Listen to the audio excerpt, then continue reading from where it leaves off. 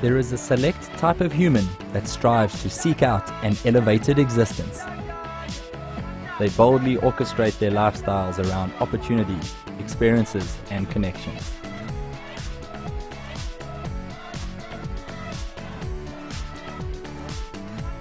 Riding a bicycle 2,300 kilometers over district roads, mountain passes, animal tracks, and farm roads from one end of the country to the other is not exactly everyone's cup of tea.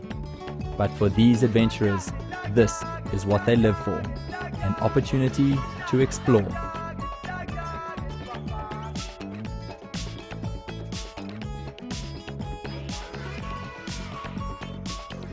With meticulous preparation and a great deal of uncertainty, each year 50 riders pack all of their gear and equipment necessary for survival into their backpacks, mount their bicycles, and begin a journey not only into the heart of the spectacular South African landscapes and rich culture, but more importantly, a journey into themselves.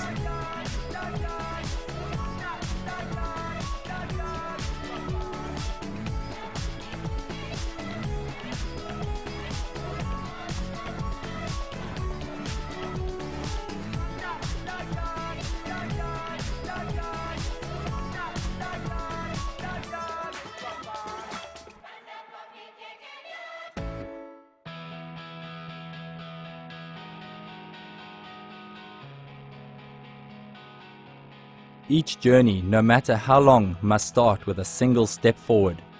The Freedom Challenge race across South Africa starts in batches of 10 riders over a period of 5 days, all with different intentions and race strategies. Half will only ride the first quarter of the way in the introductory Ride to Roads, but the rest of the competitors will be continuing on a further 1,800 kilometers all the way to the finish in Paarl in the Western Cape. Starting a journey that is both long and challenging brings with it countless unknowns.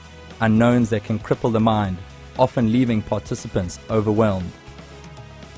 But a true adventurer has the ability to sculpt and mold these thoughts into something positive, something useful, something that makes moving forward a little bit easier. Those that have done this journey before in previous years understand the importance of the old adage, one step at a time. It takes you a day or two to adjust, and once you get it in your head how it's actually going to play out, it gets a lot easier. You just got to make it to the end of each day, set more realistic goals than your pre-race plan, and just get on with it, with the goal of not breaking any records or getting to Cape Town in 2 weeks, but just to get there eventually within the cutoff, get your blanket and be happy.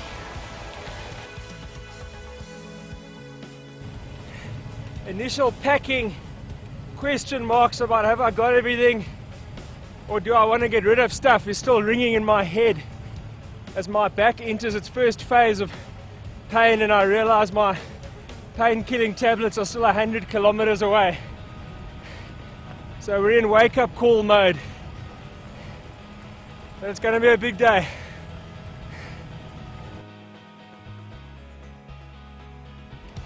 Only put your mind to the next turn off, little bits and pieces, otherwise it'll destroy you mentally.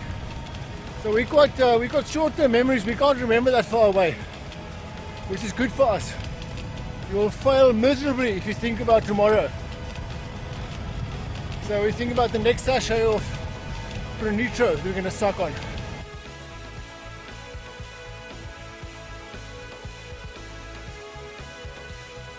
The 2,300 kilometer Freedom Trail route does offer a few opportunities to attempt a shortcut. However, these can be a big gamble and are often only attempted by the most ambitious of competitors. The road is there. So if you're a crow, this is the straightest distance. 7 k's round on a road is easier it might take longer. So we'll be pretty whacked when we get to the top, but we might save a few minutes. It's a fighting strategy.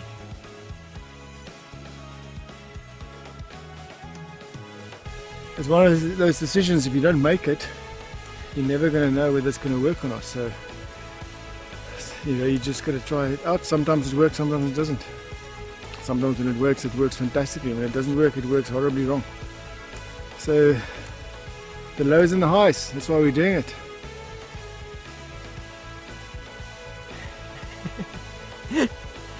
It looks like it would have been a 50-50. I think it'd take an hour to cycle here.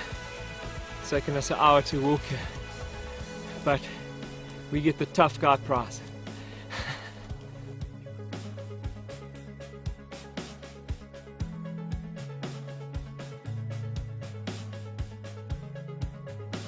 The first 400 kilometers of the race sees riders heading through the deep river valleys and over the high watersheds of the Umkomaas, Umzimkhulu and Umzimvubu river catchment areas, before crossing the floodplains of the Kanera River and climbing up the face of the Drakensberg escarpment. Along the way, the route passes through the century-old Sentekau mission station, where the locals have set up a clinic, an orphanage and a sports program. The Freedom Trail was established to be a self-sustaining bicycle link between Durban and Cape Town that can be ridden at any time and broken down into manageable sections if necessary. Through support from the European Union, the event has also managed to establish many community-run support stations and trail centres along the route that all benefit the local residents.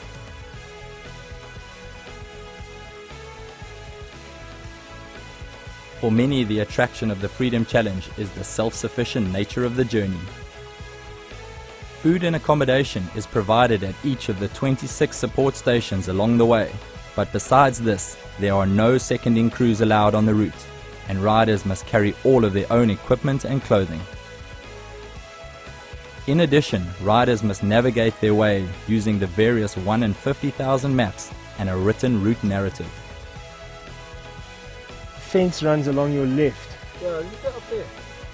Okay, or at least we sort of know where we are on this now. You want to follow the fence line up the hill. You can do this by following the fence line, but you have to get across a stream that is just ahead of you, blah blah blah blah. Okay, follow the fence line.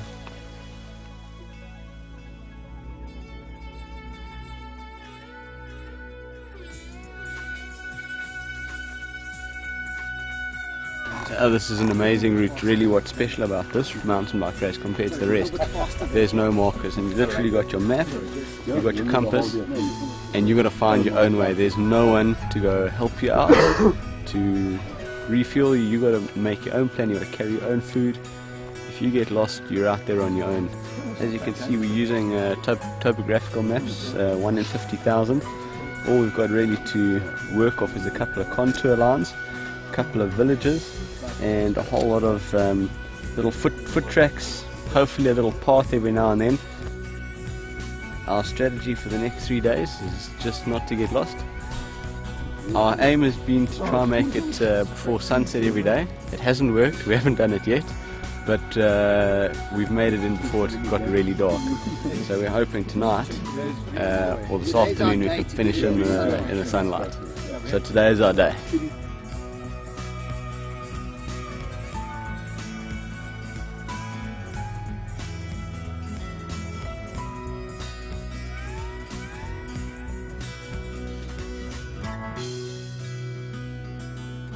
We just pulled in at Queen's Mercy, and these guys are grafting away. It's pretty awesome. They're putting up some electricity, electrifying the whole city. And these oaks, it's amazing. I mean, like manual hard labor, and these oaks are just like putting their back in. It's such team spirit. Jeez, hopefully we can have a bit of team spirit going up the next spine.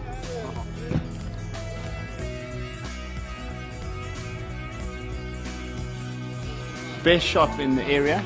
It's got shelves and water and bread and chips. It's absolutely incredible. You need some food before the next trek. We took the Queen's Highway, the other oaks took the peasant route. They're about an hour behind, and it's awesome, man. Absolutely awesome.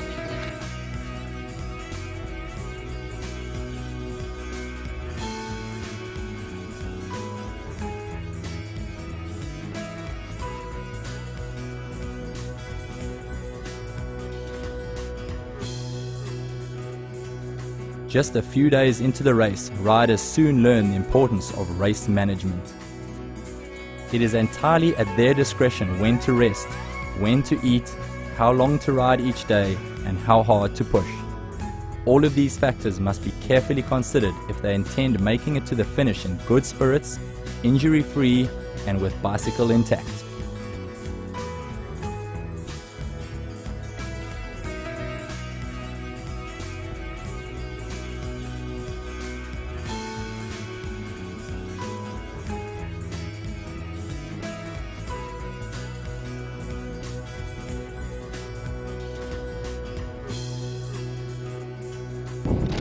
Now, we have the choice of the two routes up to Vuvu. We don't have a choice. We're supposed to ride the green route, which is the rough route sort of through the valley, not on the road.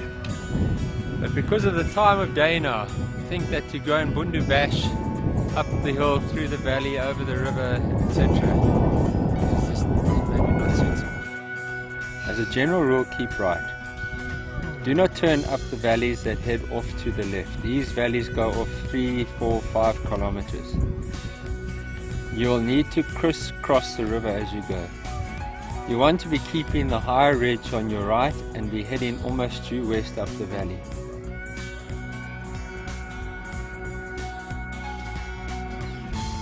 If it was 3 hours or an hour even earlier, we would go up the valley, but we have made our decision to be sensible here.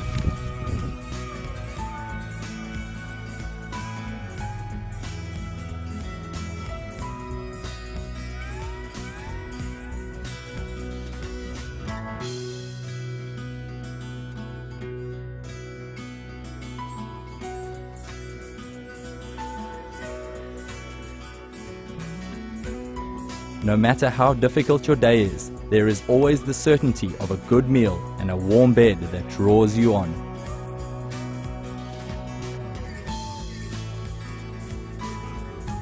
We're staying in Vuvu tonight, and it's actually quite an awesome experience.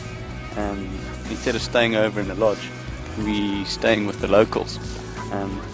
It's absolutely amazing. They've opened up their houses for us, and we're actually going to be sleeping in their houses. They've actually moved out of their houses to accommodate us. Since we've arrived at Vuvu, the guys have set up a shower for us, given us toiletry and ablution facilities, and now they're giving up their houses for us. I mean, it's amazing how the community just welcomes us and looks after us. This is going to be a great experience. It looks like we've got some tin cans just to save us in case the Tokolosh gets us tonight. I feel safe. I've got the tin cans.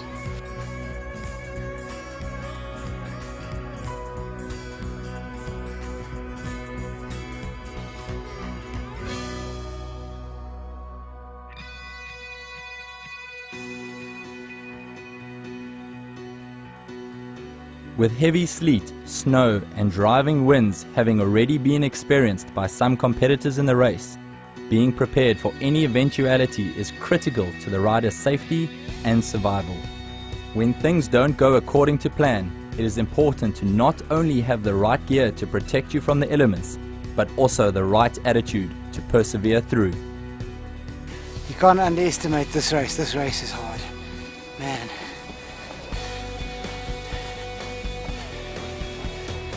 Totally underestimated the Freedom Challenge.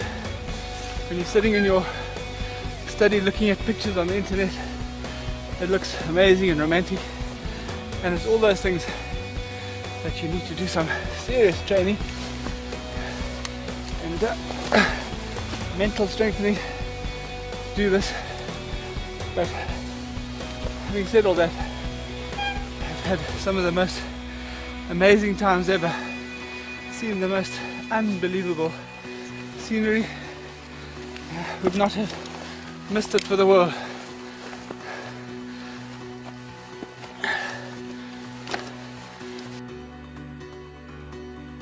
That was the last little bit of our day. You know, when you start the day and it's 70 k's, you think, that's easy.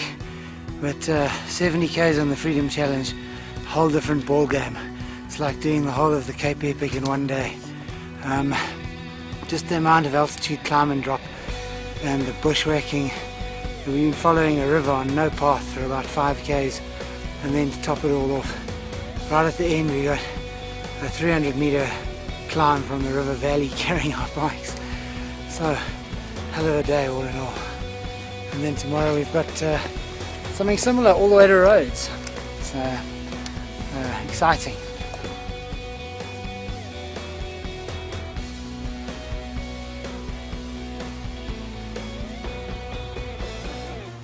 Well, after 2.5 hours sleep, sort of just waking up, I believe we've got a rather heavy climb coming up, and then a reasonable ride into Rhodes. Can't wait to just get some clean, my clothing clean, washed, maybe have a beer or so, just to make me feel like I'm back at home, and just generally get sorted out for the rest of the trip. The Freedom Challenge journey is often brutally unrelenting. Just when you are at your lowest, most tired, the landscape kicks even further upwards. Your only comfort is knowing that the skyline above is the highest you will be expected to climb in the entire journey to Cape Town. We're about to climb a mountain, literally, carrying a bicycle. We normally carry a backpack only, now we've got a backpack and a bicycle. But if you were to look up there, you see this most incredible sight of this mountain bathed in sunlight, and sure, it must surely be worth the suffering. To put it into context, people probably think that we're nuts carrying our bicycles up this hill. But the bottom line is this is a 5k walk. Yeah, it's going to be tough and heavy, but it cuts out 30 k's of tough up and down riding. So it's probably the better option, and certainly in the short term.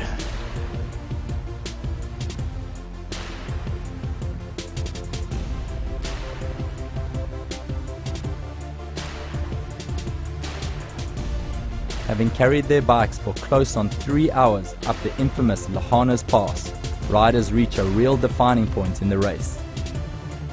They have now crested over the Drakensberg mountain range, and joining up with Nordea's Neck at 2,920 meters above sea level, the highest dirt road in South Africa, the riders can be satisfied that the worst is now behind them. Their short-term reward at the end of the day is a switchback descent into the town of Rhodes, close to the Tiffendale ski resort.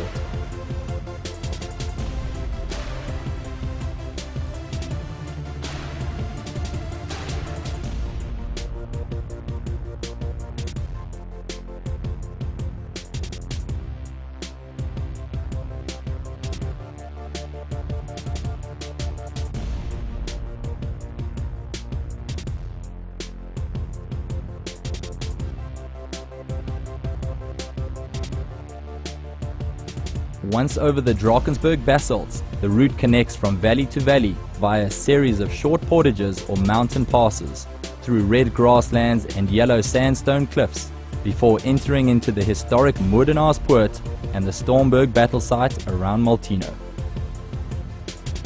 The relevance of many of the dramatic events of South Africa's past are often lost on the current generation, but traversing the very same routes as the Boer commandos, and seeing the sites of one of the largest concentration camps built by the British during the Anglo-Boer War certainly puts these historic events into a new light for the riders.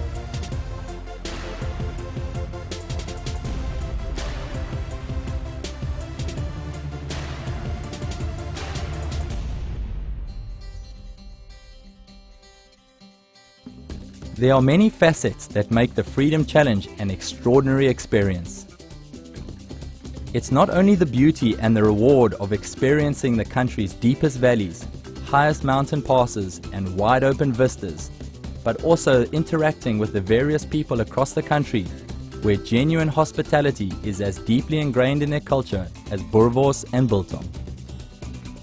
People are fantastic. I mean, for people just to throw open their houses for complete strangers, oh, it's incredible, really, really incredible. the whole trip has been one of acceptance and very warm, going through all the tribal areas as well. Everyone has been extremely friendly. The landowners just swoop you up off the road and drag you in for a cup of tea. They all want to listen to your story.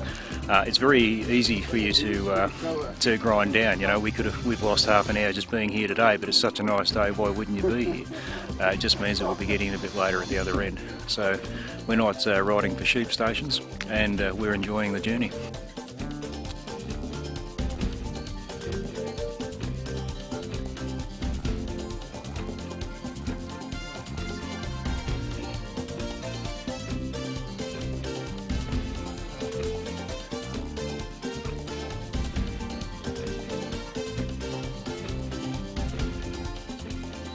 Having descended off the Bamboersberge at the edge of the Drakensberg escarpment, the route finally drops into the Great Karoo Basin before crossing over the Cape Fold mountain range and on towards Cape Town.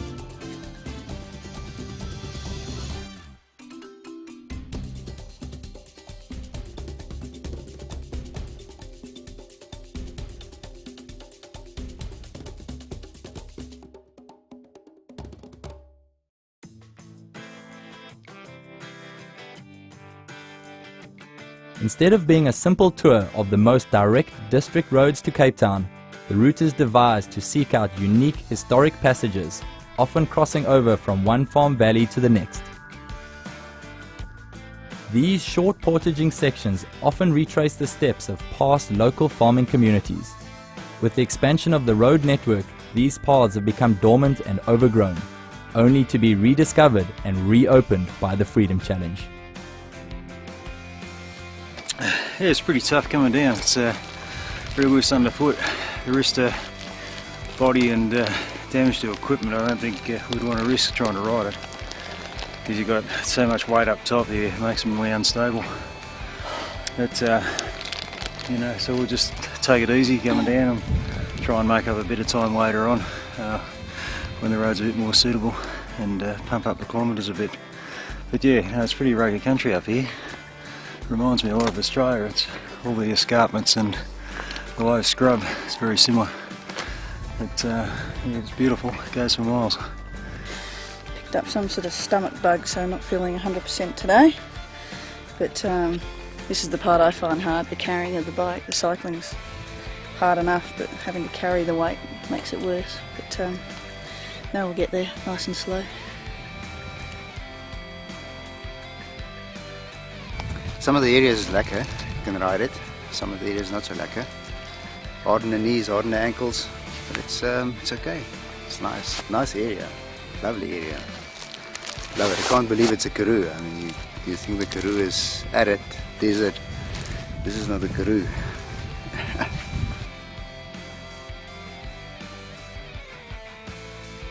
We're travelling through places that you just couldn't get to. I mean, this has given us an opportunity to see places in South Africa that I don't think a lot of South Africans are probably seeing. This is it's a wonderful opportunity, and it's we're following a main line. Although we're prone to sort of falling off that line from time to time, we're sort of sticking to it religiously if we can. But and the other thing is it's taken us through so many different zones, like the vegetation changes, the mountains change, the people change, architecture, everything is to cover such a large spans in a relatively short period of time. It's really profound. Yeah.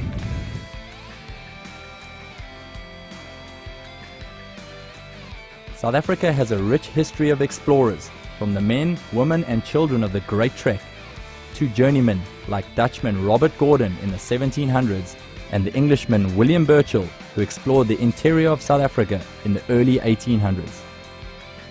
And characters like Jan Smuts and Louis Botha and their respective commandos that traversed the entire country in an attempt to outwit the English during the Anglo-Boer War. With so many similar stories of adventure covering the countryside, the Freedom Trail offers riders a unique glimpse into an age gone by.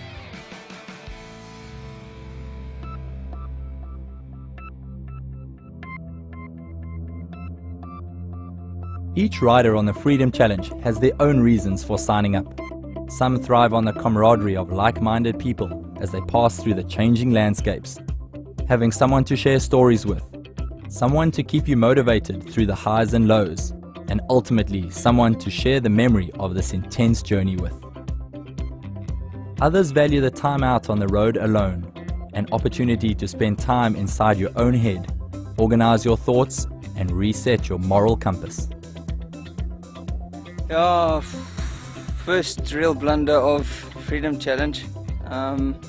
Managed to not find the path or turn off the path too early, I think, and then managed to just blunder around in the acacias and the cactuses and all the wonderful plants that you got inside there, and yeah, probably cost me about 2 or 3 hours of sleep tonight, and at least I'm back on track now and carry on going. From here onwards, it seems pretty straightforward, but nothing is. Up here, then up through Pietermaritzburg, it looks like it's all farm roads, that sort of thing, which are a bit easier to navigate than very indistinct paths. And yeah, bit of climbing as usual, over down into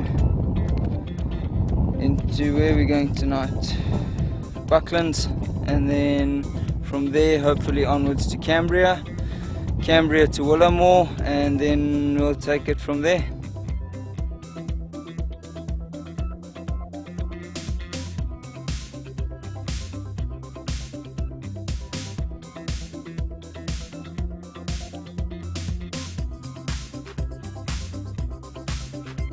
I think it's probably a lot easier with a partner. Navigation is such a big element here. So if you're on your own, you get lost double the amount, I think. You spend a lot of time discussing with your partner which is the right way, and you get a different point of view. Easy to go forward. And also riding into the night, it's a lot easier having someone with you than just riding on your own with a spotlight. Makes it a lot more fun, more enjoyable. Yeah, it keeps you a bit more sane, I think. Depends who your partner is. If you do it like this, then it's probably easier to get through the thing. It's quite nice doing it with your brother. I think a lot of the guys struggle when they just pick up a partner along the way, and then they don't ride the same pace, or like wants to stop and take a jacket off and the next guy wants to go, or whatever the case. We just do our own thing, and it's quite like that. Yeah, I think if you're racing it, you know the route, you're probably quicker on your own. You always go in this pace of the slowest person. So today I'm topping off, so he's waiting for me, and then tomorrow it'll be the other way around or whatever. So yeah, definitely better being with someone else to ride with this thing. It's such a long way.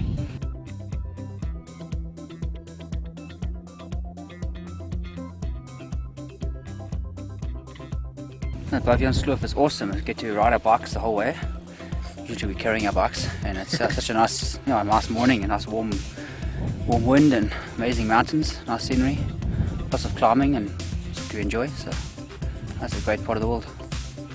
And you get to see lots of parts of South Africa which most people don't, and through a lot of private land, which obviously if you don't go on this race you're not going to get through easily, or not on a bicycle. And you see a lot of South Africa, which is quite exciting.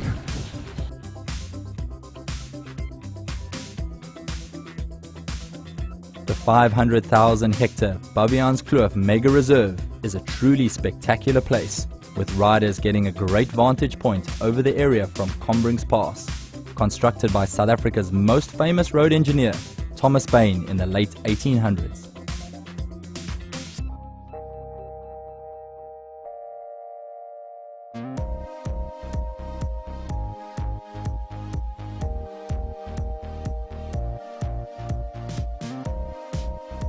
Once through the Baviaans Kloof and back into the Klein Karoo at Willamore, the Freedom Trail skirts along the Swartberg mountain range, heading towards Prince Albert in the Western Cape.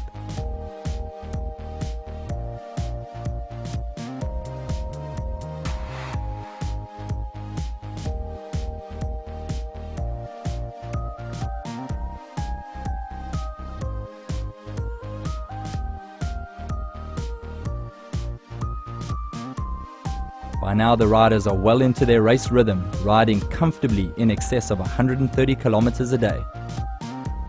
Despite the changing landscape and cultures, the hospitality from the locals remains the same. I think one of the highlights has been the accommodation along the route. It's been absolutely fantastic to have all these people open up their homes, open up their kitchens, their washing machines especially. It's been quite something. I've been lucky to spend maybe 3 or 4 nights in pink bedrooms where the daughters were sleeping. They moved them out to keep them away from us. But they've been amazing. The local accommodation, Malakhalonyane, in Vuvu was quite special. But yeah, the people along the route have been absolutely amazing. The food, accommodation, the warm people, really, it's been a highlight of the whole trip.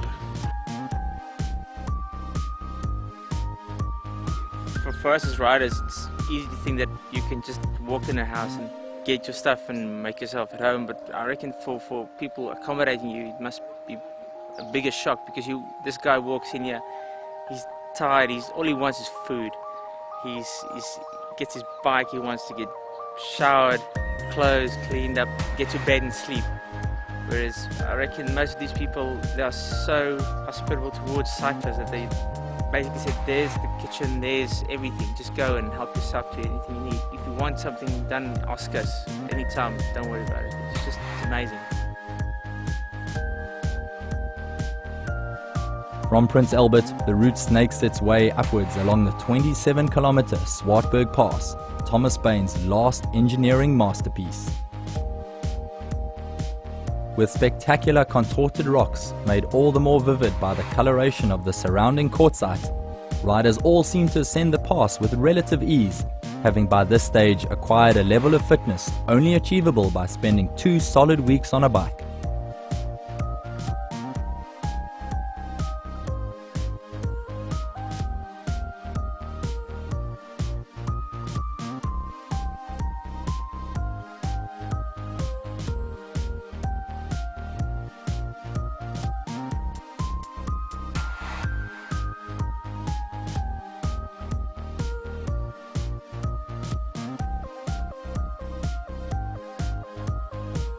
After building the Gamkapoort Dam in the late 1960s, this steep rocky path was the only access to the outside world for the subsistence farmers of the fertile Gamkaskloof Valley.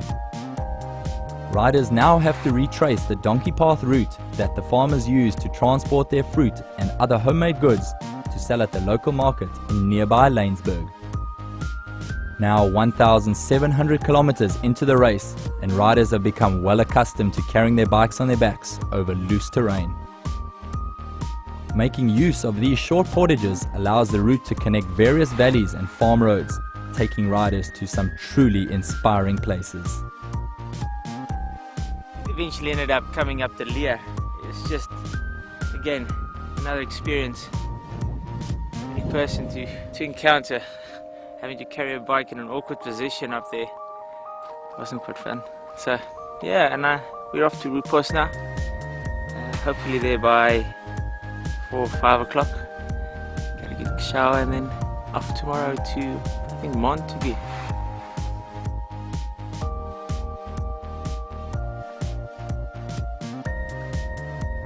I haven't done something like this before. It's pretty insane. You know, it's like all things, when it's over, it doesn't seem as bad.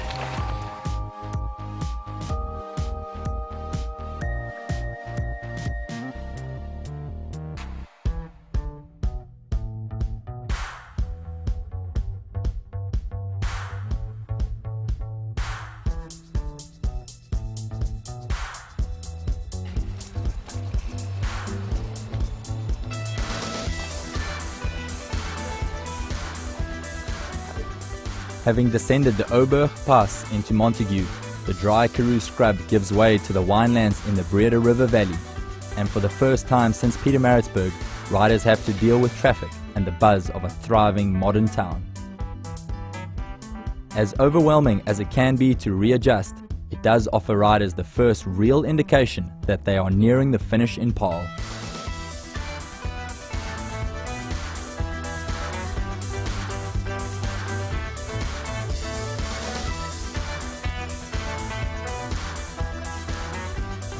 Farmhouse accommodation gives way to small town hotels and guest lodges.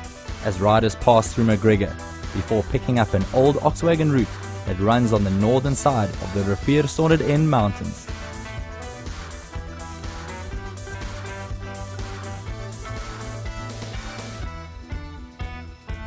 Suddenly the mood changes and the spirits are lifted, with the ultimate goal now within tangible reach.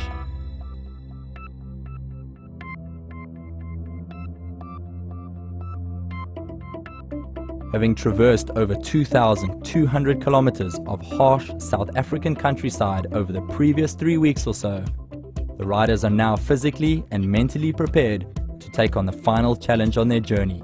A grueling 8-kilometer portage up the Steynskloof Valley that brings the riders out at the base of the De Toyskloof Pass, their only way over the Drakensteen Mountains en route to the finish in Paarl.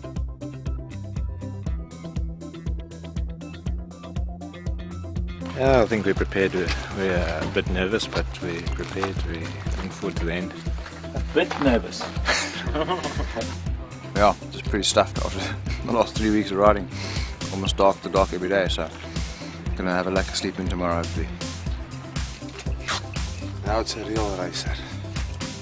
Much better, lighter and faster.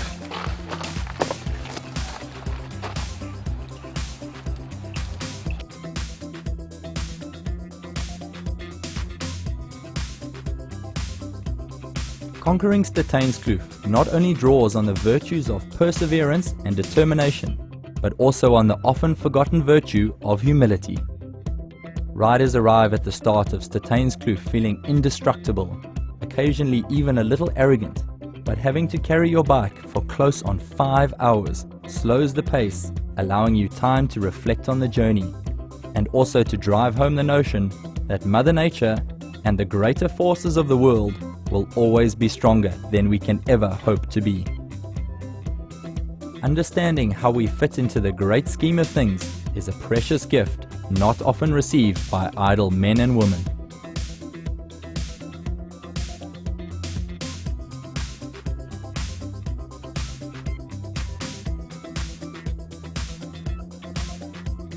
Steyns, excellent finale. Even makes me tired. No, it's the best part kept for last. Me and August were talking about it. If they do it in the reverse, I think 90% will fall out in the first day. No, that's the best part, and it's nice. It's beautiful. Coming from all the way down there, it takes you about 6 hours.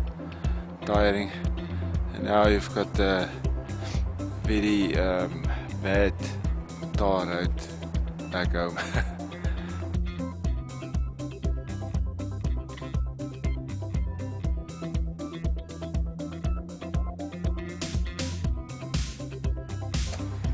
Yeah, it's another incredibly challenging day on the Freedom Challenge. Steynskloof is tough, but it's just as tough as every other day. Everyone's just a massive challenge, physically and mentally, to get through, and just another one at the end to keep it going. It's almost there now.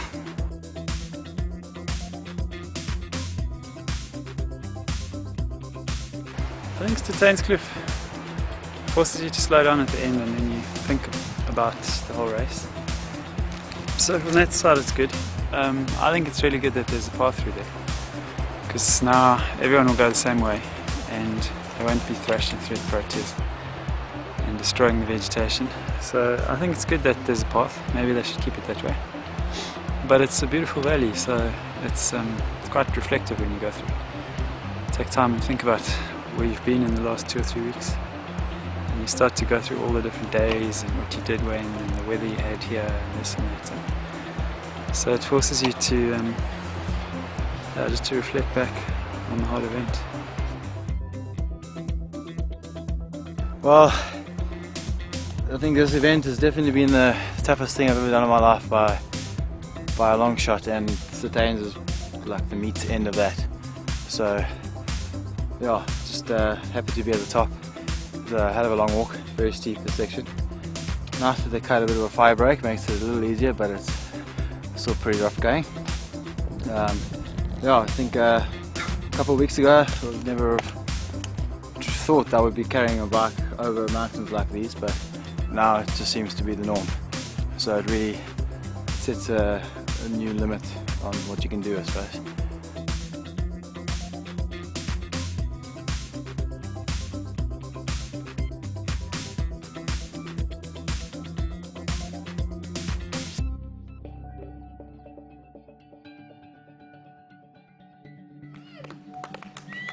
There are always mixed emotions pedaling out the last few kilometers into Paarl to finish at Demersfontein Wine Estate. There is seldom any commotion or fanfare, with only close friends and relatives there to greet their riders.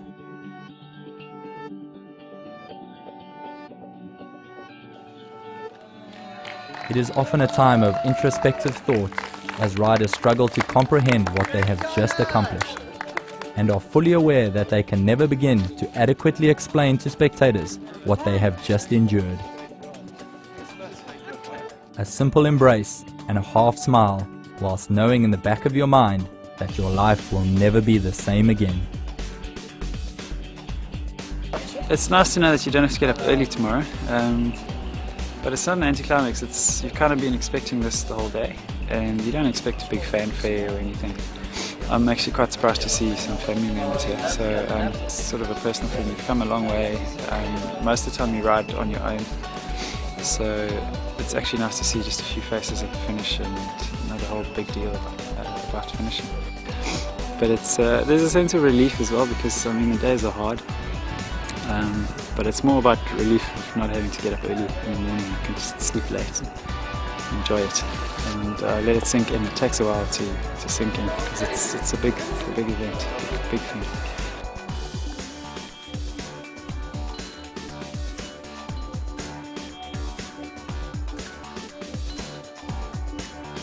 Geez, this is a nice sunny day to finish a very, very, very challenging event. It's been a very tough few weeks, and yeah, this finish line seemed a long way off even this morning, scrambling through ferns and brambles and things, and now it's just nice to be done now. Having achieved a probably once in a lifetime event, I'm not sure if I'll do something like this again.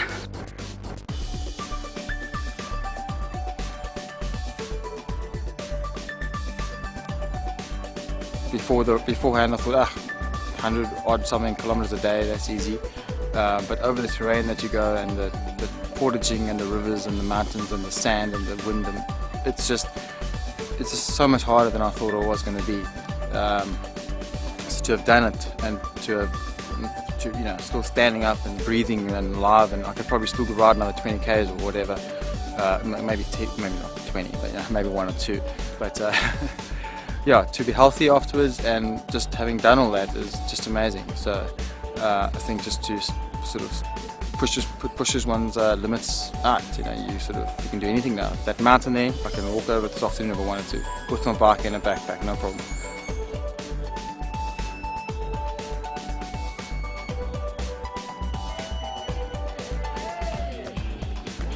Every single day as you wake up, you think, geez, you got to wake up and do this day, but you go through a process where you go through the morning and the sun comes up and you see and experience different things every single day, and you actually sit and think about it. It's actually quite enjoyable every day. Late afternoons, a bit of sunset, people that you meet along the way. It is special, really.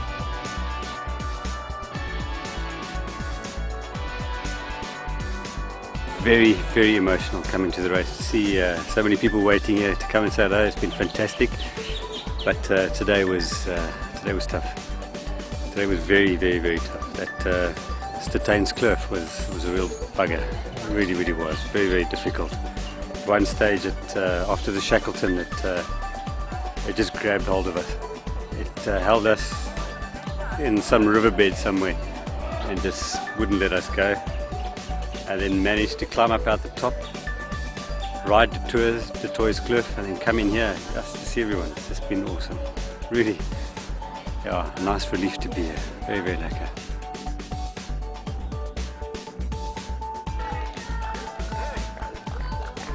It's just an amazing experience. I think one's got to actually live it to understand what happens out there. We were lucky, I guess. The weather was great. Yeah, and I take my hats off to the guys that race it and do it in 13, 14 days. And in bad weather, it's just unbelievable. But you know, it's one day at a time. That's how I took it, and yeah, here I am. Happy to be here.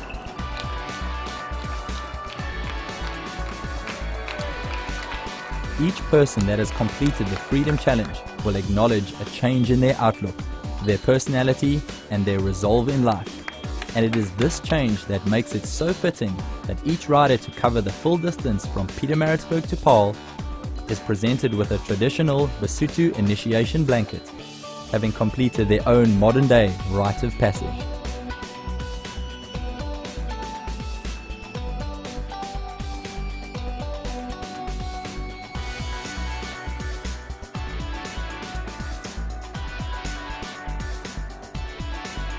There are few alternative means to experience all that South Africa has to offer in one complete journey. Having a front row seat to the country's changing landscapes day by day, and meeting the full spread of cultures inhabiting this unique land face to face.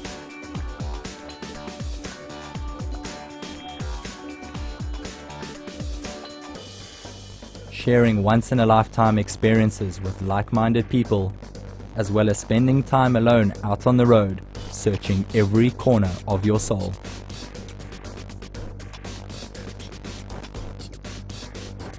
Accomplishing a goal despite the seemingly insurmountable odds, extending personal boundaries, and refocusing one's individual outlook on life.